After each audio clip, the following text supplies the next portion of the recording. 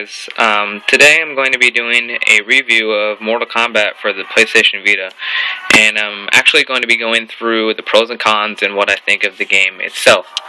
So let's get started. I guess we shall start with the pros. One of the pros is it's very smooth, as with the console version. It runs at 60 frames per second. I think it does. And it runs just as smooth as the console version, which is really great to see in a handheld.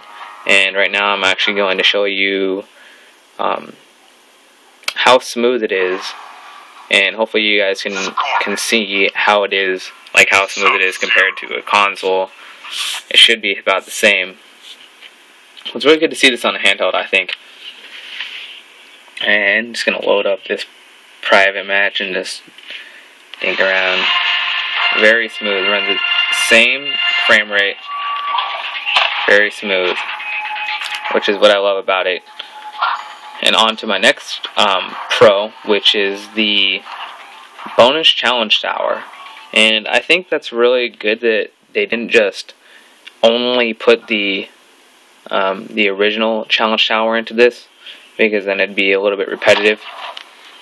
It's good to see. They put 150 total new challenges into the game, which is really fun. I'm currently stuck on the last two, this one and this one, and I have to say that these challenges really did utilize the things that the features of the PlayStation Vita, and I'm going to show you one. It's called Test Your Slice, and this, what you have to do, you have to, here it is, you can read that. There's different modifiers for the game type, which is really cool, which, it definitely changes up the gameplay a little bit. You have to shake the PS Vita to detonate bombs. Here we go. You can read that. And I'm pretty sure a lot of you guys have seen this already, but it's alright. I'm just going to show you anyways. It's pretty awesome, I think. But it really did utilize it. And on to the next pro, which is the smooth online play. I was really surprised at how smooth the online play was compared to the console. It actually has a lot less lag than it does on the console, which is very surprising. I was happy with that. It's kind of sad almost, actually, because the console, you know, it's got stronger hardware, and you know, you'd think that there'd be less lag on it, but you know, it's great. It's really smooth online. There's hardly any lag for me, at least. Which leads me to my next point. They decided to put the full story mode into here, which is really cool, because then you can, whenever you're just bored, going on a road trip or whatever, you can just start up that story mode, you know, put on your headphones and just play through the story mode and just enjoy it as without having to stay at home and sit in a chair or whatever.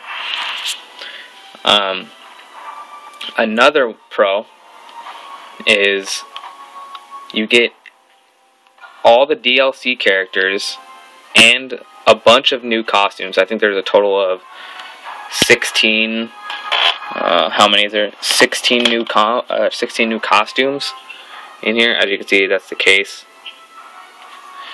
You get about 16 new costumes, which is cool, and all the DLC characters for free, which is really awesome. I thought a lot of people, including me, thought that you might have to pay for it. Because when I first heard that they were putting all the DLC characters in there free, I was like, oh, probably gonna have to pay for this. But, you know, I guess we didn't, which is really cool. I was really happy. And now, you know, since I don't have them on my 360 version,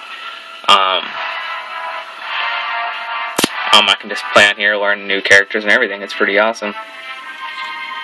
And another thing, this game right here, it's up to date with the console version, so it came with all the updates that the console version has, and it came with all the updates that the console version has, which is really cool, so you don't have to update it as soon as you get the game. So all the combos you can do on the console, you can do on here, without having to worry about, learning a long combo on here, and then updating it and not being able to do it anymore. Alright, so I guess we should move on to the cons. One con is the graphics. I mean, it looks good right now, but if you actually play it, it's not that good.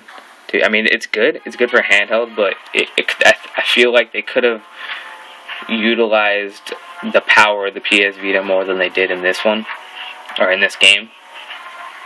And I was kind of bummed out, but overall, I mean, it's really okay graphics. Good graphics, I guess I can say. Another con would be repetitive bonus challenges. Although they did put 150 new challenges in, a lot of them seem to be, there's a couple, hold on. Need to turn on my Xbox controller because, anyways, where was I? Oh yeah, there seems to be a lot of ones that are repetitive. They're the same thing, but they're just harder, or they integrated something else to do it, which it kind of got boring for me. Seeing the same challenge, 3 or 4 times throughout the thing, unless it was a good challenge. But I mean, overall, this entire thing right here, there's great challenges. They're all pretty fun, but some of them are just ridiculous. Like, very ridiculous, like the last 2. Those are really crazy.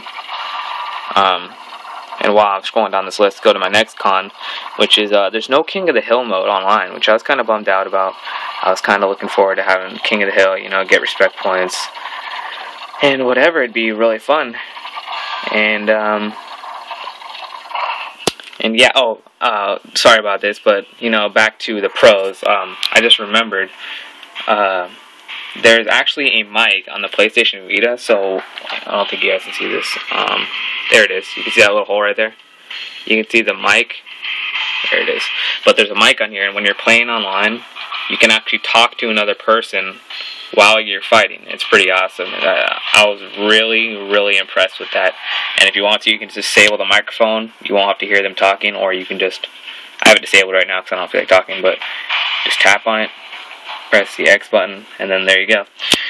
Okay, but anyway, back to the no King of the Hill. Yeah, there's no King of the Hill. Very bummed out about that, because I liked playing that with my friends on the 360 version. And on to my last con, which is there's no features for augmented reality, which is not really a big deal, but it would have been cool to be able to just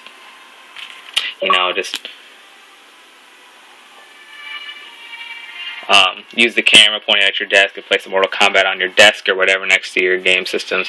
It would have been really cool, but it's whatever. It's not that big of a deal. Overall, out of a 10 rating, I would probably give this game a 9.5. Even though it's already on the console, I feel like this game deserves that much because it's really good for a handheld. I can just, it's fun just to take it anywhere and be able to play the game. And if you actually have the 3G version, which I do, you can fight people anywhere, which is really awesome.